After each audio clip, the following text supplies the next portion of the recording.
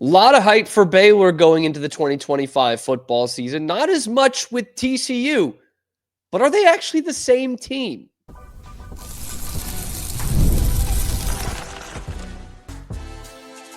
You are Locked On Baylor, your daily podcast on the Baylor Bears. Part of the Locked On Podcast Network, your team every day. Hello there, Bears fans. Welcome to a crossover edition, Locked On Baylor, Locked On Horned Frogs. We've got Steven Simcox joining us today. I'm just a couple of old ESPN Central Texas stalwarts coming in to join. We're going to talk about these two teams going into the 25 football season, why they are very similar, and yet Baylor gets a little bit more hype than TCU does. We'll, of course, talk about the quarterbacks in this one. We got to talk about the coaches. Both were on the hot seat on not all that long ago, and now things are looking up, but how up are they looking? Are the seats actually cool in this season? And then we got to talk some Big 12 recruiting, and specifically for my people, Steven Simcox is going to have the full scouting report like you've never even seen for Jamarion Carlton of Temple High School. Let's get into it on this crossover edition brought to you by Monarch Money and part of the Locked On Podcast Network, where it's your team every day. Steven Simcox, it's great to talk to you, man. It's great to be here and crossing over with you once again.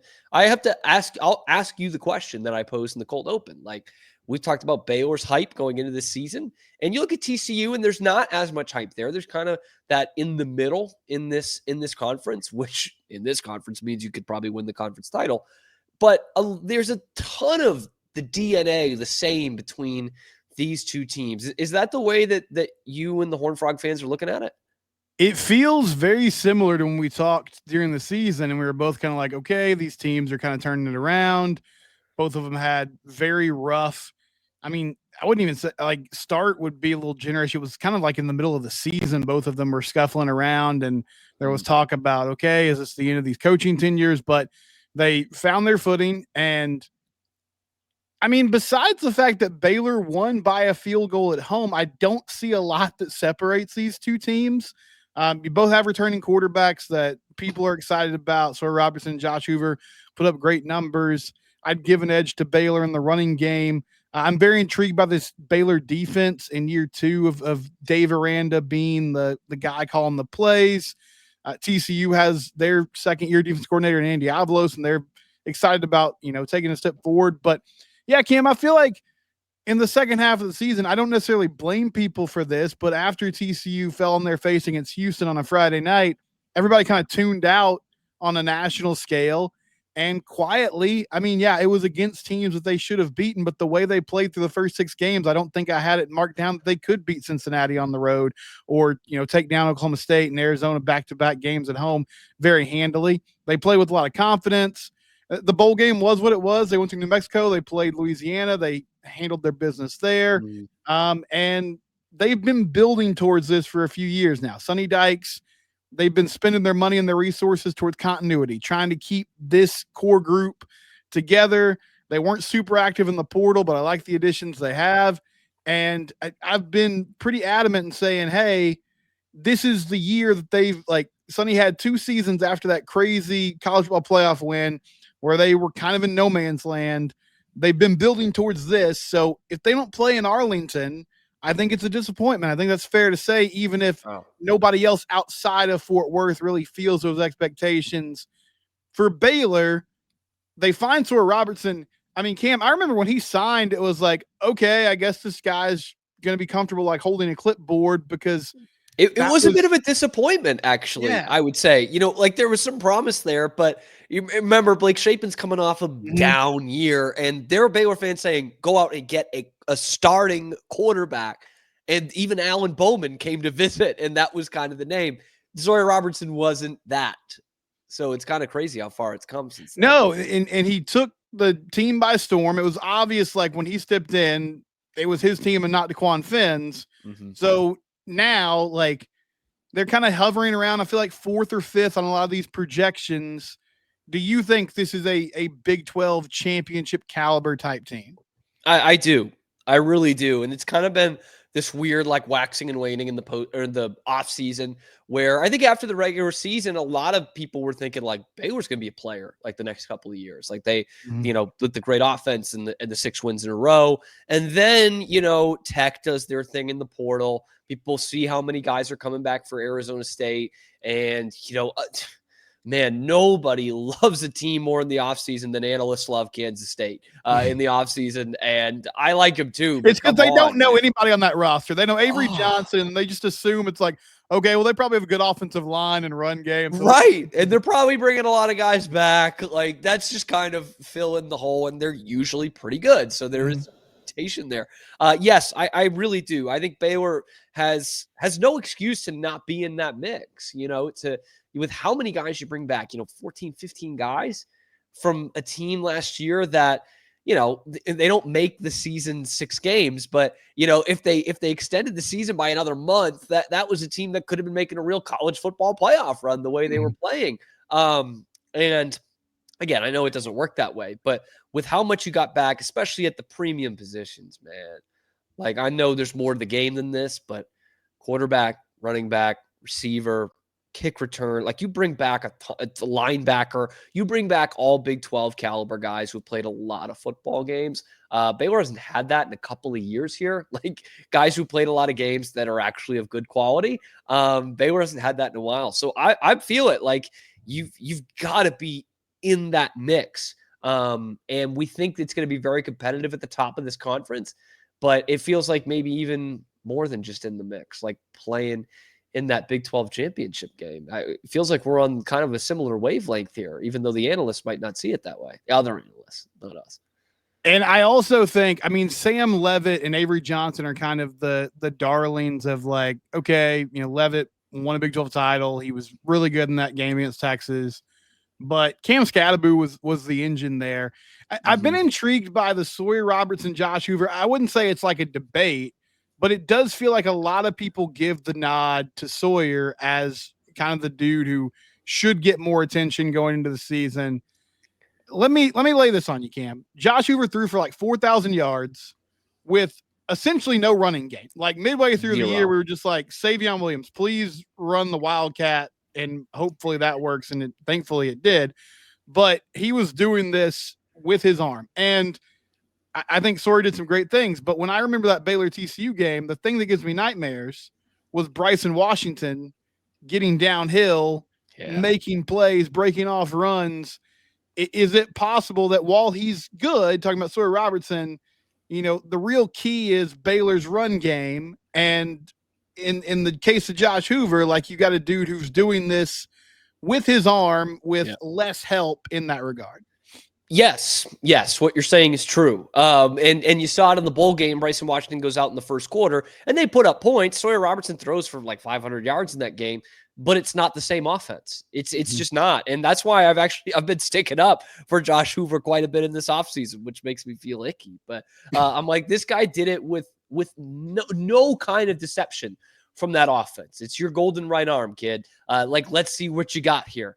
And to throw for basically 4,000 yards and doing that is really impressive. And again, this is something where I say, if Josh Hoover had that running game, which seems weird to talk about for a quarterback, but if he had that running game, he would be in that conversation with Sawyer Robertson and Sam Leavitt as the top guys in this conference. And let's be honest, those two guys are two of the top returning quarterbacks in America, like two of the top 6 or 8 returning quarterbacks in the country. So yeah, Josh Hoover would be in that discussion. And I think that's why a lot of people are sleeping on it. We didn't see him, we didn't see it last year because we saw Sam Leavitt, Sawyer Robertson, and Shedeur Sanders. We don't have it as the next wave of guys like Connor Wegman or Avery Johnson, even though he's been the next wave for a couple of years here. He's kind of just sitting in that tier with Baron Morton, and he's a better quarterback than Baron Morton. Like, any way you slice it, he is. He definitely is. And that's one thing that's really annoyed me this offseason. Tech fans, I don't know if it's just because they've spent so much money everywhere else that they suddenly think Baron Morton is a player. But yes, the money cannon, the Joey McGuire money cannon, and Cody Campbell, good for them. But he's a mid quarterback, and like they could make it work, but he's not going to be the guy. Okay, Antithesis of Josh Hoover, by the way, with the running game he's had the last couple of years. Yeah. Yes, he's making it work without it. Cam, as you were talking, I thought about a great tease for segment 2. Okay. And this is really good Tease away. podcasting when you tee it up like that. So let me lean into the microphone here. When we come back, can Dave Aranda and Sonny Dykes take their real estate agents off speed dial?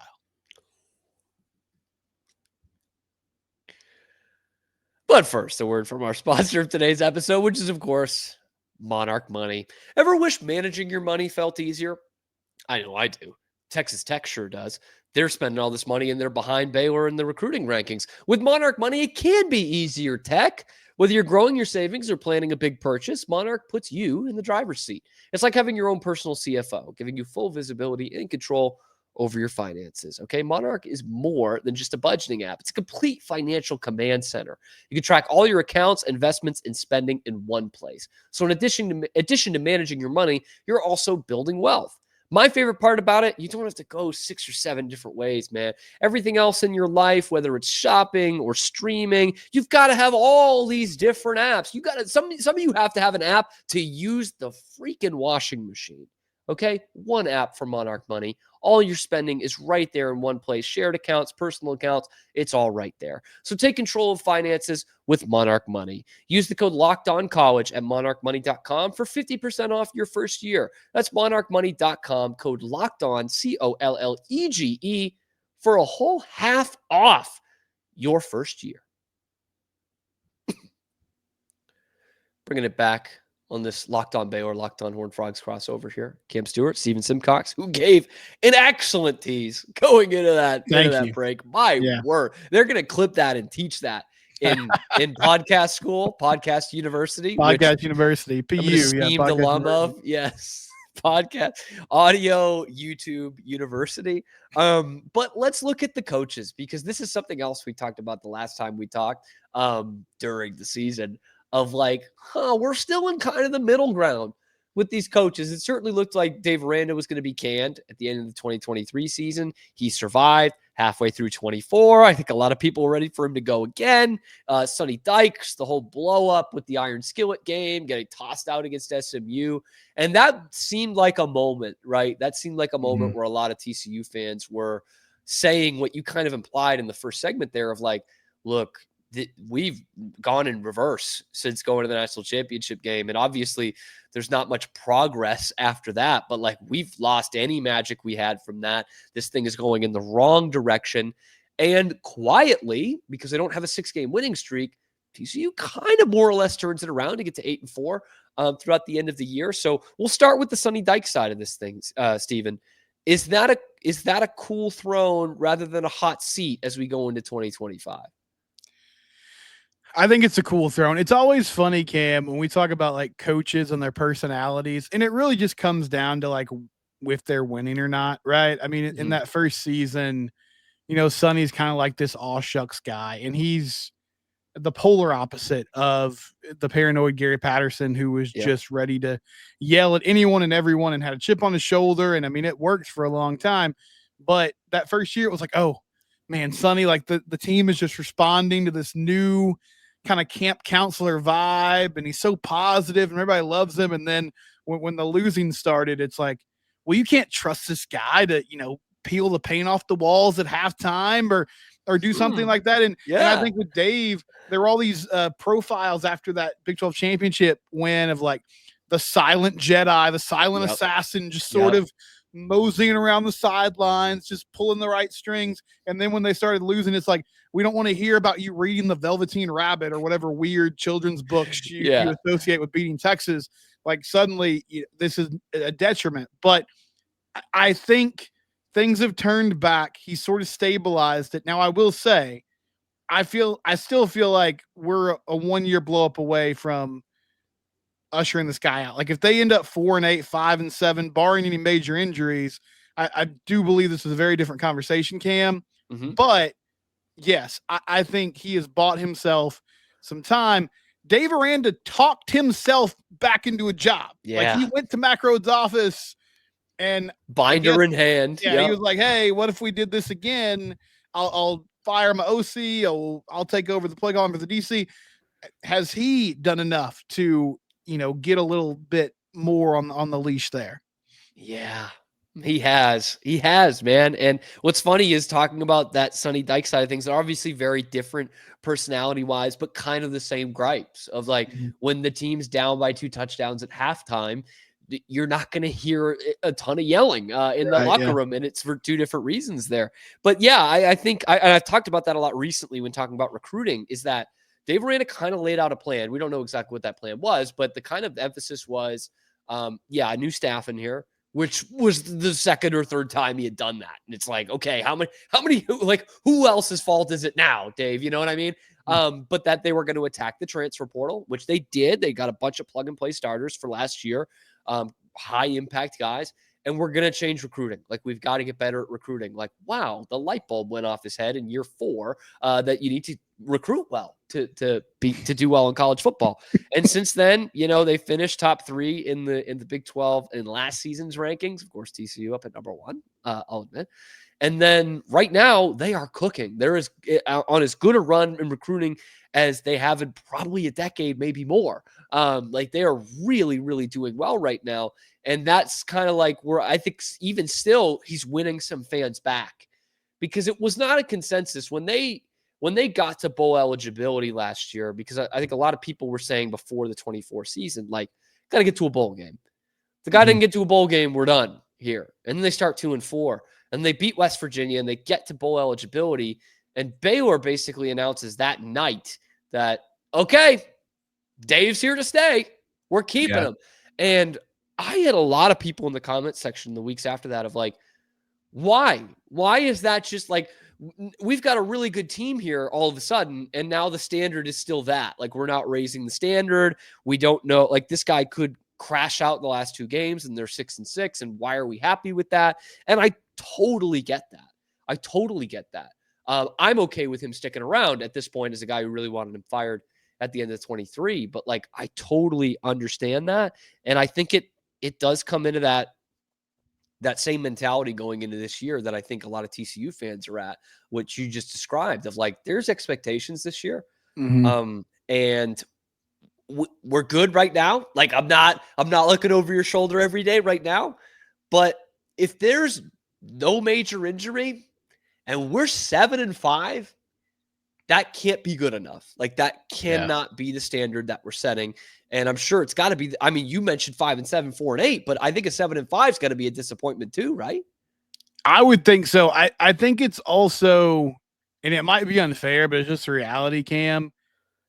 Even Big 12 fans, the way they talk about this league sometimes is like, oh, well, you should just be able to roll it out there and get 8 or 9 wins. It's not even 2 or 3 years ago where if you finished 8-4 and you pulled off an upset of Oklahoma or Texas, then you're like, okay, hey, that's fun. That was cool. Like, we did it.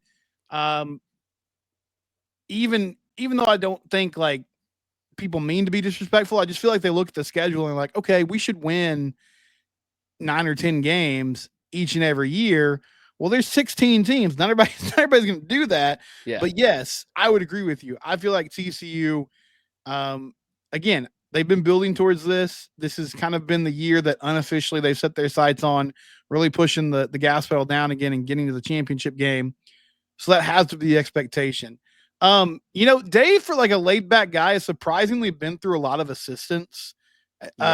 Was Larry Doesn't feel like a good guy to one work time, for. Cam?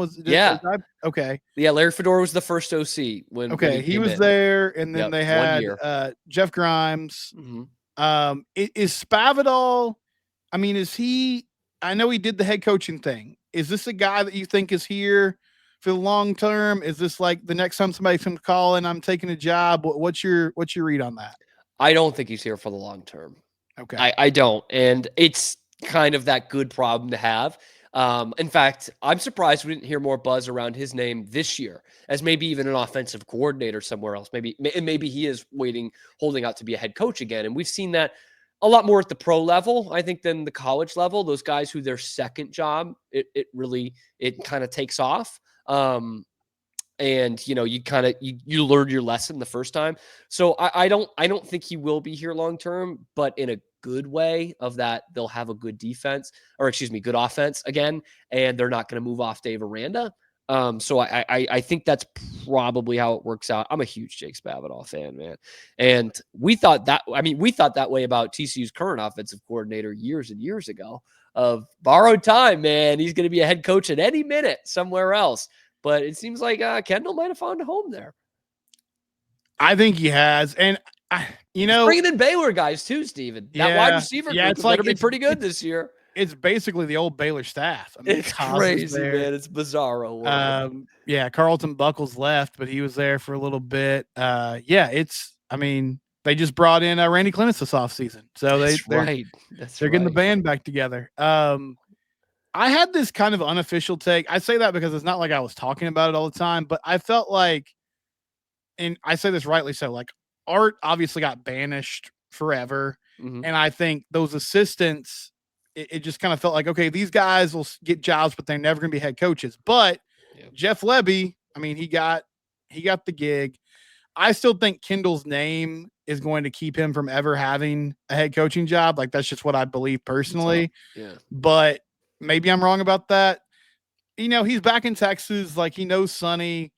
He knows how to recruit here. I think he's comfortable where he is. And I don't see him jumping for the next big job. I mean, he made the rounds. Like, he was at Florida Atlantic and Florida State. Man, yeah, he's been everywhere.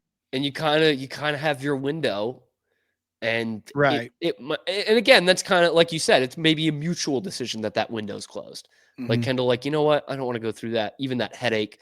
I'll be someone's right-hand man. I'll be an associate head coach. I'll run wherever I go. I have full control over the offense. I'm not going to be undermined here or anything. So I get that. And a lot of these guys have worked together. Jeff Lebby, the best thing that's ever happened to him is not having the last name Briles. Yes. Because he's right in the middle of that thing, man. I mean, it's Kendall and Lebby right in the middle of that thing. And it has worked like a charm for him that he does not have that last name. Anyway, both these coaches safe for now, but they got to be competitive. That's for darn sure. Let's talk some recruiting, shall we? Big 12 has done really well, and Steven Simcox has the inside insight on one of Baylor's biggest recruits probably ever. Let's talk about that next on this Locked On Baylor, Locked On Horned Frogs crossover.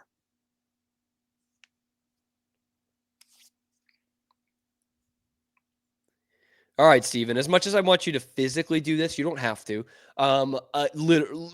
Metaphorically, take off your Locked On Horned Frogs hat, your TCU hat, and put on your Temple Wildcats color commentator alongside Ward White's hat, because you have seen this team, the good, the bad, and the ugly with these Temple Wildcats, and the good was top 50 recruit Jamarion Carlton signs with or commits to Baylor last week, commits over University of Texas, who apparently never wanted him. They never wanted him. Of course not. Yeah. I've heard that from several sources. They were desperate for him a week before, but now they don't want him. So Jamarion Carlton, just give me what you've seen from him, what stands out from you watching basically every snap he's played the last couple of years.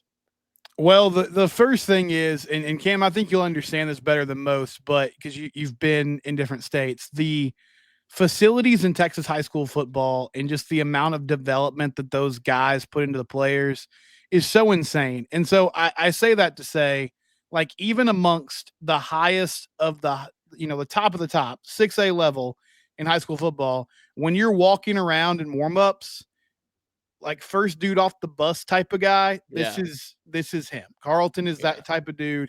He looks like he was spit out of a computer. If you just put into Chat GPT, what's the perfect build for an edge rusher in 2025? And it would give you Jamarion Carlton, because he's long, he's lean, he's got great speed, really good get off. The thing that stands out to me the most, he had 5 sacks last year. I think 57 tackles, 13 tackles for loss. And this was a dude that he was the centerpiece of every game plan every week. Like, everybody knew who he was. Start of the film day for the offense. Like, the circle number 11. Yep. We're double teaming him. We're going to keep the tight end in to chip him. We're going to try to throw the running back over there to slow him down at times. And he was still super productive. Really good power and speed. Great with just getting his hands in that offensive lineman's chest, throwing him around. Already has some pass rushing moves. I think he'll add to that repertoire as he gets into college. I feel like right now he's relying a lot on just his physical gifts, which understandably so. He's making plays. But one thing that stands out to me, Temple last season, they got off to a rough start and they had a game against San Antonio Reagan. And it was one of those like, okay, if this team is good, they're going to do something tonight. Not even necessarily win, but just like you got to be competitive. You got to leave this stadium feeling good about your performance and the future of this season. And he was a monster. Like when they needed him, San Antonio Reagan had a really good run game. He was blowing up plays. He was forcing them to pass. And then when they dropped out to pass, he was making things happen. By all accounts, just a really good dude too, very active in the community, really active at Temple High School. Like he's around, he knows the staff there. They love him. And yeah, I think it's a great pickup, and it sort of dovetails into another discussion. There's a lot of like hype around the SEC. I think some of it's deserved, some of it's not. But the thing you can't really deny, for years, they have had the market cornered on big time offensive and defensive line prospects. Like it's hard to think, and Ndamukong Suh, maybe it's difficult to think of like game wrecking defensive linemen in the Big 12. Not just like good pass rushers, but dudes that's like they destroyed the entire game. Carleton could be that type of player. You know what Tech is doing with getting Felix Ojo. They're spending a lot of money, but that's the type of guy you want to spend money on. TCU brought in Chad Woodfork last year, an edge rusher from the Houston area. It does feel like, Cam, they're finally kind of breaking and making some headway in the area of like, okay, this is how you become a dominant team. Yeah. We're going to start focusing on the trenches and getting those types of guys to commit. That's a really good point, because I've been looking at it through the lens of like the place where the SEC is going to beat you every time, like before we even play it out on the field, is on the recruiting trail. Like when you get in and it's obviously for both our programs, we've seen it. Like when Texas or Oklahoma or LSU gets involved, it's over. No way, and that has not been the case the last 2 years, I'd say. And obviously at Baylor, we're really seeing it this summer. The last two blue chip guys you got were over Texas and Oklahoma. So like, that's a huge deal. And to the point about the trenches, it's like, that's kind of how the SEC built what it built. Obviously great coaches, great skill position guys, tremendous traditions, like make no mistake about it. But this last like 20 years, they've taken off by getting the incredible trench play. And so once you get that, then everyone's bigger at every position. And then all of a sudden you got guys who can play in another Power 4 conference, but can't play in the SEC. Those of you who are young listening or watching the show, that didn't used to be the case. That was not the case 15 years ago. You didn't have a bunch of guys in the Big 12 who physically couldn't play in the SEC. Right. Like that was not a thing. Better guys would play in the SEC most of the time, sure. But like we had Ndamukong Suh. You had Sam Bradford. You had it at all the positions, not just, you got some nice receivers, or maybe you got a good defensive back here every once in a while. That's starting to change again. So I guess that leads me to this with this recruiting cycle. Obviously TCU finishing first in the Big 12 last year, Baylor up in second right now behind BYU and in front of Tech. What has kind of impressed you the most about this run the last two seasons? Like, are we getting closer to closing this gap a little bit? I think so. I mean, I just feel like it's the commitment to, okay, when the rev share deal came down or the house settlement got resolved, that really kicked TCU's recruiting into gear. And I believe for Tech and Baylor and other schools as well, it's like, all right, we know what the cap is going to be. And yeah, NIL still exists, but we at least have kind of the parameters here that we can work in. And so now you take a guy that's from the 254 area like Carleton, and all right, if the money's similar and you feel like your parents can drive 30 minutes and watch you play, and you're going to play against teams that you care about beating, and you're going to play against teams where your teammates and guys you're competing against right now are going to play, that's a that's a better sell. Like it's easier to sell. And I think the other important thing is it's the trench play, but also the SEC. It's part narrative, it's part truth. All these dudes want to play in the NFL, Cam. If you look at any like recruiting website and you just start breaking down these interviews that they do, if they ask these guys, like, what do you want to do? Well, I want to play on Sundays. Mm-hmm. If you want to play on Sundays, for years, the move has been you go to Alabama or you go to, insert SEC school here, because if you're good there, there's a good chance you can be a first, second round pick. And the idea that like you get noticed everywhere, I mean, that's true, but it's also not totally true. So if you can start getting dudes like this on a more consistent basis and getting people's minds like, hey, you can play on Sundays if you play in the Big 12. Like, you're going to be on national TV. You're going to be in the spotlight. You're going to be competing against the best of the best. And it's not just basketball and grass and teams scoring 70 points a game like it was a decade ago.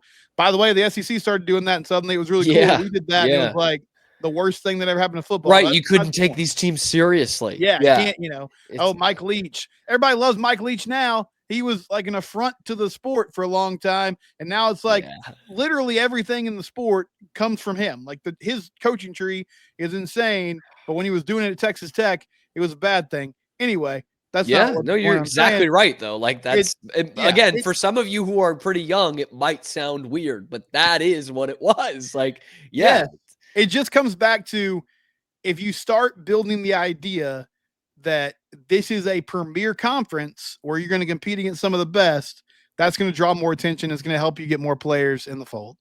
You heard it from Steven Simcox. The Big 12 is better than the SEC. That's right. Come at me, Locked On SEC guy. Come at me, Chris Gordy. Yeah. If you can read between the lines, you heard it. What is interesting, very, very quick, is that not that Texas is really hurting for recruits right now. Oklahoma is. But them leaving the conference made this conference better at recruiting somehow. It's fantastic. We're still going against the grain of what everyone thought was going to happen to this conference. Whether they concede or not is a different thing, but the Big 12 continues to get better. And these are two of the big reasons why. Baylor, TCU, Steven Simcox, Cam Stuart. Catch us wherever you find your podcasts, obviously, and on YouTube. Like the video. Subscribe to the channel, man. And put the dang game in rivalry week. Stop making us play each other in the middle of October. Yes. I don't want to close the season with Cincinnati. I don't care about them.